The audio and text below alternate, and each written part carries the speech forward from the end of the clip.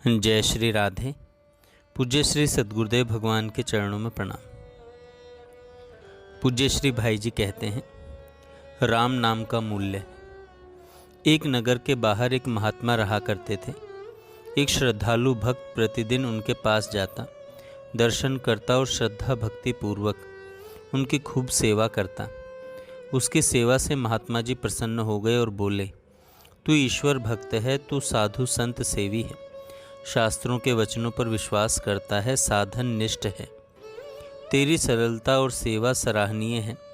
तू व्यर्थ के कुतर्क में नहीं फंसता, किसी का तू अहित नहीं करता। ये ही सब ऐसे आदर्श गुण हैं जो भक्त में सहज ही होने चाहिए। तुझको इन सद्गुणों से संपन्न और हर प्रकार से योग्य समझकर एक परम गोपनीय मंत्र दे रहा हूँ। इस मंत्र के वास्तविक महत्व को कोई नहीं जानता, इसे किसी को बतलाना मत। यह कहकर महात्मा जी ने राम उस भक्त के कान में कह दिया। वह भक्त राम नाम के जप में लग गया। अब तो राम का जप उस श्रद्धालु भक्त का स्वभाव बन गया। न किसी की ओर देखना, न ध्यान देना, न कुछ कहना, बस निरंतर राम का जप करते रहना। भक्त रोज गंगा स्नान करने आता जाता, पर राम के जप के अतिरिक्त दूसरे से उसका कोई प्रयोजन न था। एक दिन वह गंगा नहाकर लौट रहा था कि उसका ध्यान उन कुछ लोगों की ओर गया जो गंगा स्नान करके लौटते समय जोर जोर से राम राम बोल रहे थे। उनके द्वारा राम शब्द सुनते ही भक्त को बड़ा आश्चर्य हुआ। वह सोचने लगा कि महात्मा जी तो यह कहते थे कि यह परम गुप्त मंत्र है, पर इसे तो जन जन बोल रहा है, फिर इसमें गोपनीयता कहाँ रही। मुझसे तो कहा कि किसी से बतलाना नहीं, और यहाँ तो हर एक के मुख पर राम है।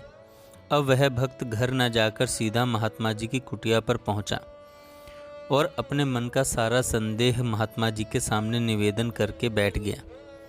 महात्मा जी उसकी मनोदशा से अवगत हो गए। उन्होंने कहा, अच्छी बात है, मैं तुम्हारे संदेह को मिटा दूंगा, तुम चिंता मत करो, पहले मेरा एक बहुत ज़रूरी काम कर दो। यह कहकर महात्मा जी ने अपनी झोली से एक चमकता कांच सा निकालकर उस भक्त को दिया और कहा, वत्स, इसको लेकर तुम बाजारों में जाओ और इसका मूल्य लगवा के लाओ। देखो, इसको किसी भी मूल्य पर बेचना नहीं, केवल यही पता लगाना है कि इसका मूल्य क्या है। सरल चित्त श्रद्धालु भक्त ने महात्मा जी की बात मान ली। अपने संदेह को एक बार वहीं छोड़ दिया और महात्मा जी के आज्ञा अनुसार उस कांच का मूल्य लगवाने के लिए वह बाजार में गया। बाजार में प्रवेश करते ही उसे एक साग बेचने वाली मिली। भक्त ने उस साग वाली को देखकर उसका मूल्य पूछा। साग वाली ने विचार किया कि यह कांच बड़ा ही चमक रहा है, बच्चों के खेलने के लिए बढ़िया चीज़ है। यूँ सोचकर उसने भक्त से कहा, यह मुझे दे दो और बदले में 2 किलो आलू ले जाओ। भक्त ने वह कांच वापस ले लिया और आगे बढ़ गया। सामने सुनार की दुकान थी। सुनार को दिखाकर भक्त ने कांच का मूल्य पूछा। सुनार ने देखकर सोचा कि यह देखने में नकली हीरा सा लगता है, अतः इसका मूल्य 100 रुपया देकर भी ले लेने में कोई हानि नहीं होगी। सुनार ने उस कांच का दाम 100 रुपये बता दिया।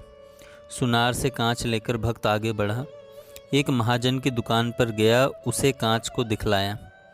महाजन ने देखा और सोचा, है तो यह नकली हीरा, पर इतना बढ़िया है कि महाजन ने देखा और सोचा, इतना बढ़िया है कि इसे कौन नकली कहेगा।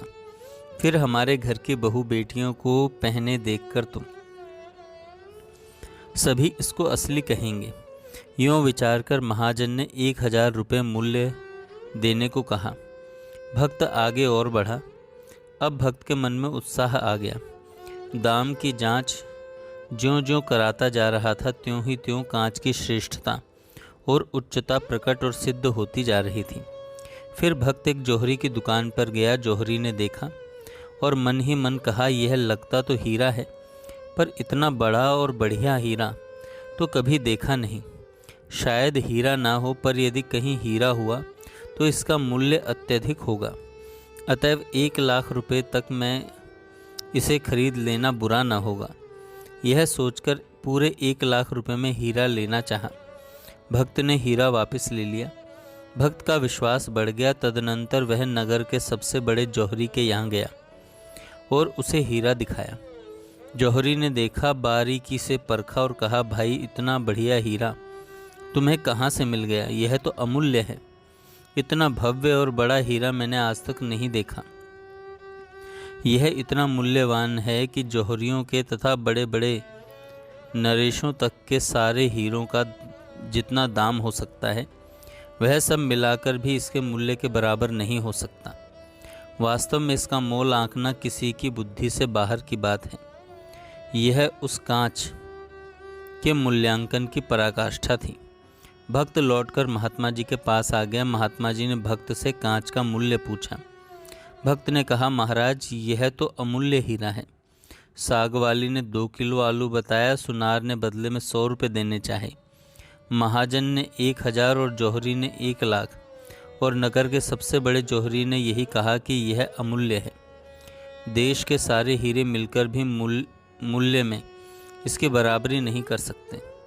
महात्मा जी ने वह हीरा वापस लेकर झोली में रख लिया। भक्त ने कहा, महाराज मैं तो आपके आज्ञा अनुसार आपका काम कर आया। अब आप मेरे संदेह को दूर कीजिए। महात्मा जी ने हंसते हुए कहा, कर तो चुका हूँ भैया। बात भक्त की समझ में आई नहीं। उसने विनम्रता पूर्वक पूछा, कैसे गुरुदेव? महात्मा जी बड़े प्यार से बोले, अभी तुमको प्रत्यक्ष उदाहरण दिया ना। तुम हीरा लेकर बाजार में गए। किसी ने 2 किलो आलू, किसी ने 100 रुपये, किसी ने 1000 और किसी ने 1,00,000 रुपये लगाए, पर सच्चे जौहरी ने इसे अमूल्य बताया। चीज़ एक ही थी पर सबका मूल्यांकन अलग अलग था। इसी तरह राम नाम भी अमूल्य वस्तु है। इसका सच्चा मूल्य आंका नहीं जा सकता। और तो क्या, स्वयं राम जी भी इसका मूल्य नहीं बता सकते। राम न सकहीं नाम गुण गाई। इस रहस्य को वही जानता है जिस पर भगवान की कृपा होती है। राम नाम लेने वाले बहुत लोग हैं, पर कीमत जानने वाले बिरले ही होते हैं।